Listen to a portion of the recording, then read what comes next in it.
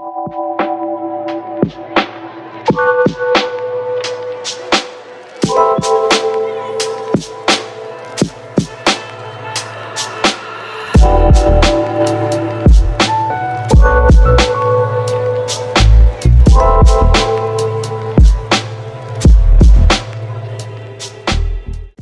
back to the channel, guys. Today we're working on a car that you guys have seen on this channel plenty of times, but today's for good reason, because we got another trip coming up and we want to take it.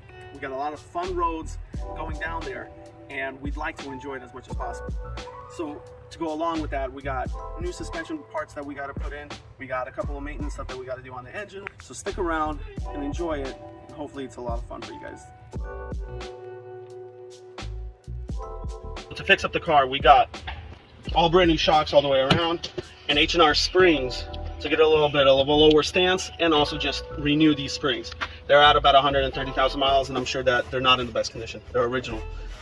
Went with Bilstien because, one, I'm assuming that they're great quality. It seems like all of the performance cars, when they go non-coilover setup, they always go for a Bilstien shock with a quality spring.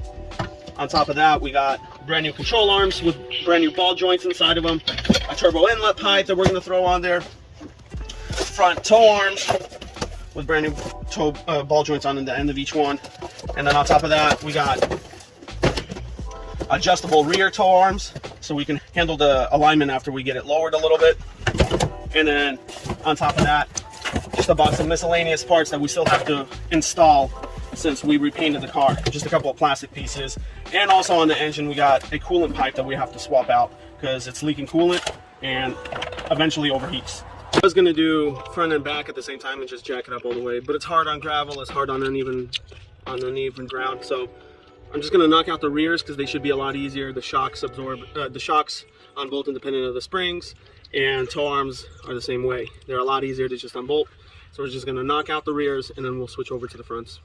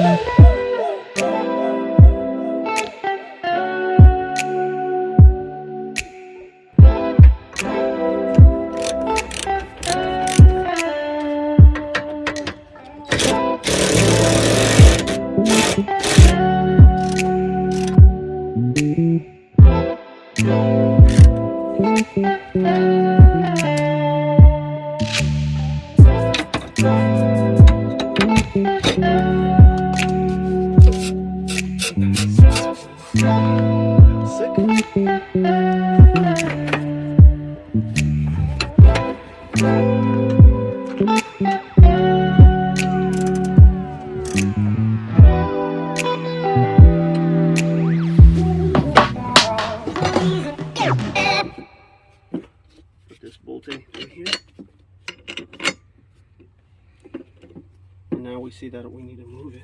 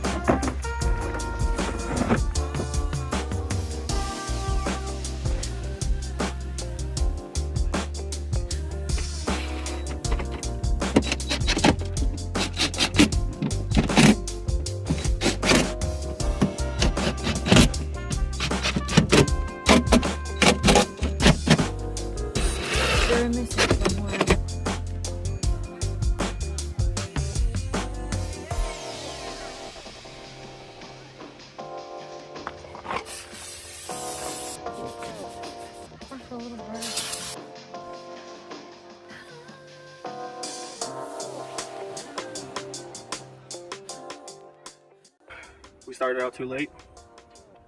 I thought I would have got it done a little bit sooner, but we didn't. So now we gotta wait till tomorrow morning. I'm gonna start bright and early. I'm just gonna time lapse the other stuff, and then I'll show a little more in depth with the front. So until tomorrow. Good morning, guys. Quick recap for what we did yesterday. Yesterday we changed out the shock, that lower control arm right there / tow arm, and we put in the lowering springs, and then just kind of a little wipe down of everything, including the brake caliper, which is already looking rough. The other side should be a lot easier considering we kind of got past that learning curve that you go through. I've never done any of the suspension on the Audi yet, other than the fronts where I swapped out top hats. Wasn't enough. But now since we're doing it a lot more comprehensive, once we get one side done, then the other just kind of flows together. So I'll just throw you guys on time lapse for the other side because it's not that interesting the second time.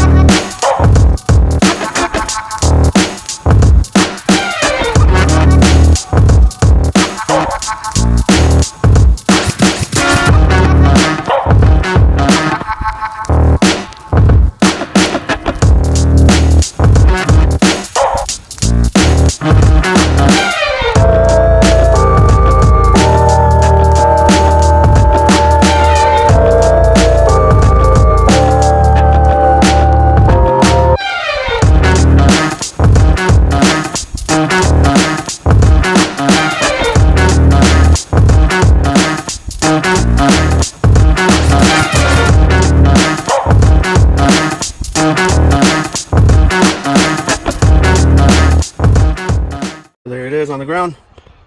Technically, this is going to be 1.25 inches or so lower than stock, but the shocks are obviously brand new, springs are brand new, the bushings on the control arms are brand new, so it does need a couple miles for it to settle, but I can already tell it's way stiffer than stock.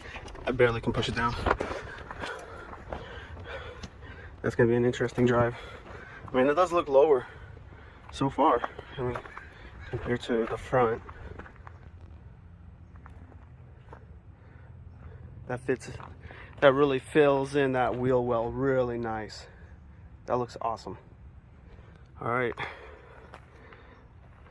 on to the fronts. So with the back done, we're gonna move over to the front. I was gonna do both wheels, but I'm so limited on time for today. I'm just gonna do the front driver's side because I have been noticing that there's a little bit of an issue there. So I'll pull that out, make sure that we get the issue handled, and then we can move on to the other side once everything is buttoned up.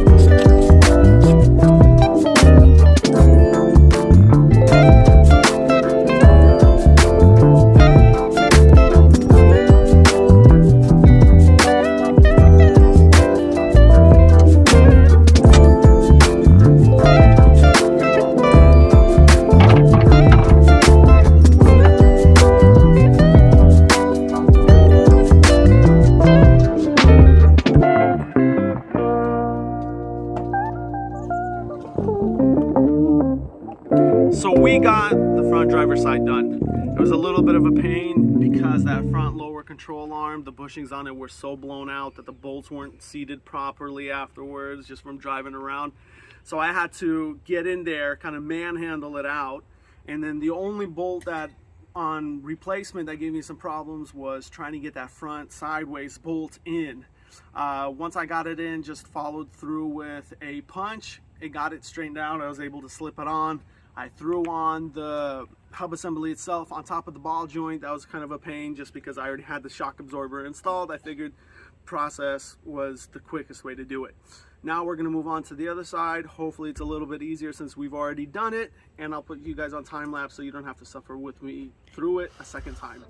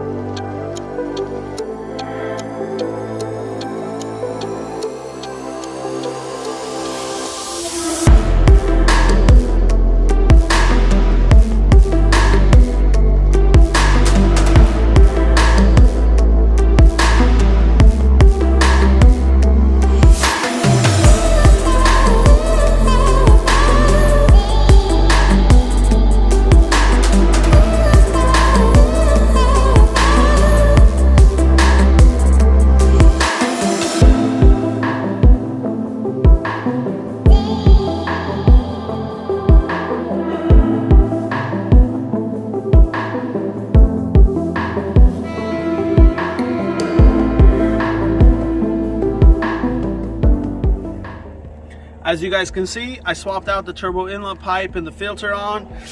The one that was there was old, dry, and crusty, and the filter has definitely seen better days. It's probably a good 10 to 12 years old. I've had it on a bunch of different cars. The coolant pipe is also extremely old, dirty, crusty, and just not serving its purpose anymore. There was nearly non-existent O-ring that sat against the block, so swap that out. The only other thing that happened behind the scenes was we also got an alignment. Other than that, when I was swapping out the inlet pipe, it's a lot more difficult on the USDM cars than it was on the European cars, just because we don't have the same amount of room as the European cars do. I just sat there for literally probably half an hour bear hugging the engine to try to be able to get that clamp off the turbo side. Let's just take a rip out, see how it does, how it feels with the new suspension, and I'm guessing it's going to be pretty great. I did drive it home, but I just never took it around the curves like you probably should with a car like this and with the amount of money we've put into it.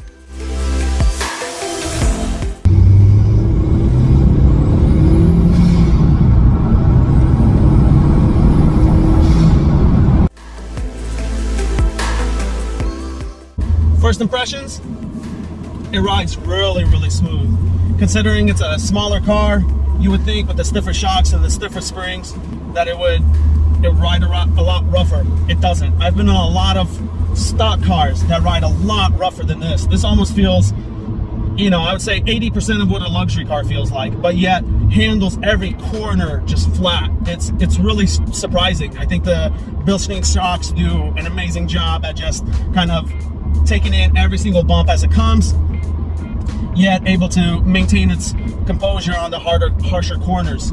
And the springs being progressive, same thing. Going over bumps, nice and smooth, and then when you want to actually give it a rip around some corners, it holds it flat, holds it really flat. I love it. It's doing great. I think on our way down Highway 101 on the coast, I think it's just gonna glide right through. I think it's gonna be perfect. Overall, the car as it is, I've given my impressions on it. There's a few quirks and things about it that maybe aren't perfect, like the armrest and so on and so forth and stuff like that. The fact that, you know, the mirror is really tiny, the rear view mirror is really tiny. almost pointless. Functionality wise, there's a few little things that are just kind of odd. They put in, I'm more used to like the Toyotas with Lexus and even on Hondas and stuff like that. They put certain buttons where it's more ergonomic. This car really relies on the key fob to do a lot of its in and out functionalities like the trunk release and stuff like that. So when you need like a secondary button from the inside, they put it down here in the bottom center column where you got to slide a little lid open. It's not really that convenient if you want to just pop open the doors or open the doors and then just press a button. You got to reach in. For us bigger guys, it's not that easy, not that convenient. Visibility wise, it's not great. You're not going to get in here thinking that you're going to be able to see everything how it is. If you sit too high, the roof line just gets in your way once it starts to slope down. If you sit too low, then you just can't see over the door. You have to reach over and lean over and see it.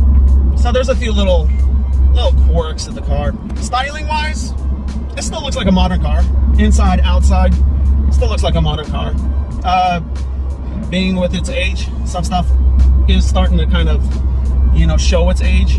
Some stuff is not falling apart, but some little bits and pieces have found new homes throughout the car. They relied a lot on the rear seats for noise dampening. Makes sense why they're so heavy, but regardless, their little vents that they normally have in the bumper and stuff are right there, right in the open, and you hear your brakes clamping down, you hear the road noise on your tires. It just creates a lot of noise inside the cabin. So on the freeway, it's not the quietest thing in the world. Sound system leaves a little bit to desire. It is a dated system, so the only thing you got is stereo and CD player.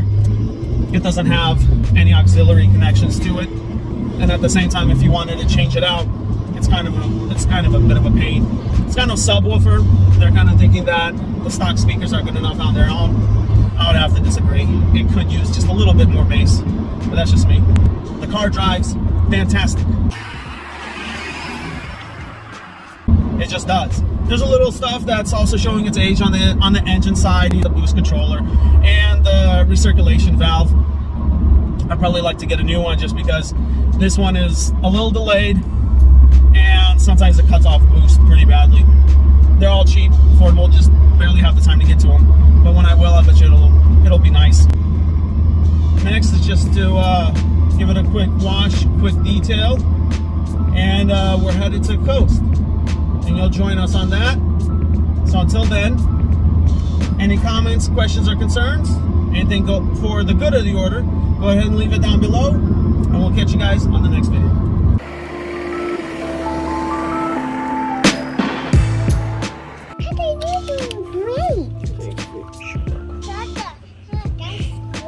You're still strong.